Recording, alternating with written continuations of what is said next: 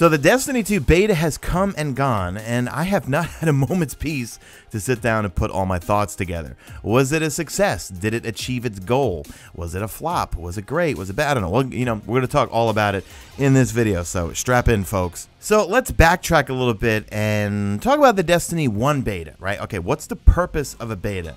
Well, the purpose of the Destiny 1 beta was to sell people on Destiny. That's why the beta for Destiny 1, in my opinion, had way too much stuff in it. So when the game came out, we were all kind of like, where's all the content?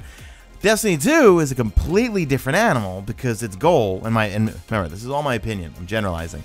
The goal for the Destiny 2 beta was to do two things, was to rope new folks in, but then also at the same time, keep us all us veterans or people who like Destiny 1, get us excited for Destiny 2. Now, of course, the other goal of the beta, from Bungie's perspective, was to test everything, you know, and see if things are going to crash, see how the servers are going to hold up, how connection's going to be in PvP and for PvE. But I really think that the main goal of the beta is to move units. I mean, you know, this is a business. At the end of the day, Destiny 2 is a product that's going to ship. So in my opinion, the main goal is the need to rope new people in who never played the franchise, especially on PC, and the PC beta will be coming up. But also us who were playing Destiny 1, get us excited for it. But then also people who maybe tapped out after year one or something, get them back into the franchise. Now, did it accomplish those things? And this is where I definitely want to hear from you guys in the comment section. If you're a Destiny 1 veteran, are you more excited for Destiny 2? If you've never played Destiny before, did the Destiny 2 beta convince you to pre-order the game or possibly think about buying it? So let's tackle it from a veteran's perspective, and then we'll talk about the folks, or my opinion on how the Destiny 2 beta might have been for folks who never played the franchise before. So what do we get? We got a great story mission, we got a strike, and we also got two different PvP game modes. Now, one thing I think that wasn't made really clear from the get-go was that this was an older build and that it is significantly different than what the final product game is going to be when it ships. I feel like we had to go looking for that information. Now, if I was a new player and I just popped in Destiny, the beta, started playing it, I'm more than likely, I'm not going to go to Reddit or Twitter to find out, oh, okay, you know what, this is like an older build. All right, supers are going to get buffed in the final game. Grenades are more powerful. Heavy's going to drop more. I really think right at the start of the beta, they should have been more upfront with saying, hey, this is an older build, here's things to expect. So from a veteran's perspective, or for someone that played the franchise or is well invested in Destiny 1, I'm pretty sure, at least for me, I'm definitely excited for Destiny 2 on a number of reasons. Let's talk about the story first. So the main story mission that we got, Homecoming, I thought was better than any story mission we got in Destiny 1. We got some cutscenes, we got lots of action, and I know some of the negative Nancys were firing back on me on this one, but I'm sorry, the graphics are way better in Destiny 2 compared to Destiny 1. And I'm playing it on a PS4 Pro, so of course it's going to look good, but when I went to go play it at the Destiny 2 reveal and when I played it at home, to me, it looked better. And even though I'm not playing on a 4K monitor, I'm just still using my BenQ game monitor, it looked amazing. The detail, you could, in my opinion, all the AI, all the enemy, everything had way more detail in it than Destiny 1. So I think it accomplished its job for, one, new folks who are brand new to the franchise, but also as veterans. You know, what do we complain about? We complain about the story, we complain about content, we complain about there's not enough cutscenes, and we complain about that there's too many cutscenes. And in Destiny 2, there's over 50 cutscenes. So I thought it was a perfect mixture of telling story, cutscenes, and just fun gun gameplay. I loved it. So I thought that, you know what, if you're a new player, that story mission did its job in terms of selling you on, this is how Bungie's going to tell the story in Destiny 2. Now, the new subclasses was a lot of fun to play around with. I'm not talking in this video about my opinions on them. That's going to be for another video, or a number of videos, plural. But I really like the way they simplified the subclass system, you know. In Destiny 1, we had to sit there forever unlocking all these subnodes, and in Destiny 1 beta, you could do all that, but it would take you forever. There was a level cap, so they simplified the system, and I think they did that on purpose, not only for us veterans, but I think also for new people. You know, when I think back to just friends who had just gotten into the franchise, they were so confused with subclasses, all these nodes they have to unlock. intellect, discipline, and strength. What are all these numbers? Which one's better?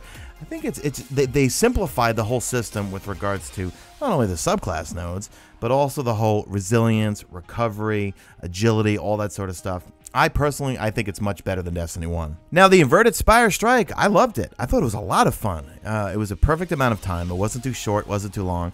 Absolutely loved the final boss fight. I like the fact that, you know, the whole new weapon system with kinetic, energy, and power makes you rethink how you tackle a strike. It's not the old crutch, folks. It's not going in, all right, here's my longbow, here's my Harrowed Quillam's Terminus, here's my scout rifle. No, and I was having a good time mixing and matching my weapons throughout the strike. You know, sometimes I was using a hand cannon, sometimes I was using the auto rifle, pulse rifles. At the end, I was always switching to my does not compute scout rifle, which does a lot of damage for the boss. Now, even though I like the strike, it still goes back to what I said before. I kind of wish I knew up front that, hey, this is an older build. You're not going to get your supers as much. Grenades are going to take forever to recharge because, let's face it, guys, I mean, that's what's fun in PvE is using a super a lot, especially now that we have these new subclasses. I mean, what, I was getting maybe 3 to 4 supers per game, per strike? That's not fun. So if I had known that information going into the beta, I, you know, probably wouldn't have been expecting as much. But I know that on day 1 and day 2, you just saw Twitter and you saw Reddit and just all the negative Nancy's that lit up like a Christmas tree.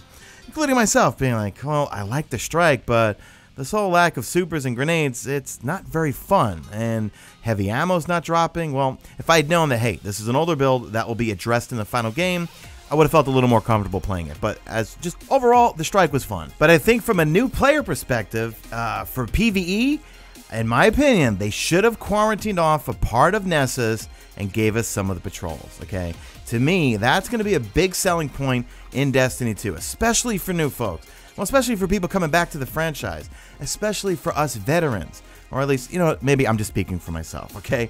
I'm obsessed with the new open world stuff. The more I watch the trailers from IGN, where we see the open world, the new public events, the adventures, lost sectors, all sorts of stuff, that's what I'm looking forward to the most in Destiny 2. And I'm generalizing again. Sorry, I just keep giving a disclaimer. I feel like Destiny 2 is PvE heavier than PvP. That's just me. You guys let me know in the comment section. And in Destiny 1 beta, you know, we had the Cosmodrome. We can go patrol around. That kept me busy. That kept me playing the beta over and over. Playing Destiny 2 beta, I mean, how many times you could do the strike? I mean, I did it numerous times, of course. But at the same time, I'm thinking back to myself, if I had a quarantined area of Nessus, let's say, don't give us everything. Just give us an example. We could just go play around and just, you know, that would really make us experiment with our subclasses. If we could just go and, you know, mess around with some patrols and build up our supers, use them over and over, rather than having to do the strike over and over to get your supers, wait till there's an area where there's a bunch of ads, and then use your super. They should have given us just a little bit of the patrol area and experience one or two things. Maybe just a couple of public events, a few patrol things to go shoot some AI or whatever. I think that was something that was really... I think that's the big thing that I think was missing from the beta for new folks and even some of us veterans. I don't know. You guys let me know in the comment section. What do you guys think? Well, let's move on to the Crucible. Now, I pride myself, or try to, if you're new, to speak for the average folks, because I'm average and I love PvP, just not very good at it. And I don't know really what the Sweaties are saying or the MLG pros. I don't follow a whole lot of them, but you guys got what you wanted. Okay, it's primary gunfights, increased kill time, less ability spam. Are you guys happy? I don't know. I don't care. I'm speaking from an average perspective. So we have Control in the party playlist, and then we have Countdown in the competitive playlist. Now, let's go with veteran first, all right, before we tackle for new folks. So PvP, Control, totally different now, right? We have 4v4. The map I loved. We needed more maps. In Destiny 1 beta, we had a number of maps. They even brought Iron Banner into Destiny 1. But then again, different time, really trying to sell a brand new game no one's played before.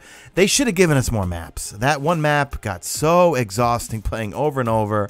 But I feel like it did give us a really good, accurate feel for how PvP is probably going to play out. Yes, things need to be changed, and they said that supers will be addressed in the final game because... as you probably already know, everyone gets their super at the end of the game, and everyone pops them at the same time, and that's not fun. They need to find some sort of balance where people can get a super, but it's not all going to be at the same time. Now, granted, it's all about primary gunfights because your energy and your kinetic weapon are primaries. Auto rifles, pulse rifles, hand cannons, so forth, but I was running around with the fusion rifle the whole time. I had way too many shots. And don't tell me that fusion rifling in Destiny 1 is just like it. No way. I was rocking my Saladin's Vigil God roll last night in PvP. That thing did not kill nearly as easy as that Vanguard fusion rifle in the Destiny 2 beta. But overall, it kept me playing and wanting to play. I had great times by myself, playing solo, or playing with my friends. It was a lot. In fact, it was more fun when playing with a stacked team. But overall, I like the increased time to kill. I like the fact that no one's running around spamming Icebreaker and sidearms or shotgunning the whole time. You know, you had to move on that power ammo if you wanted to shotgun or if you wanted to fusion rifle. I liked it. I thought it was a lot of fun. Now, if I was a new player, this is where it gets tough for me to describe. Well, if I was brand new to the franchise and was trying multiplayer for the first time, it's quite different. I mean, let's be frank.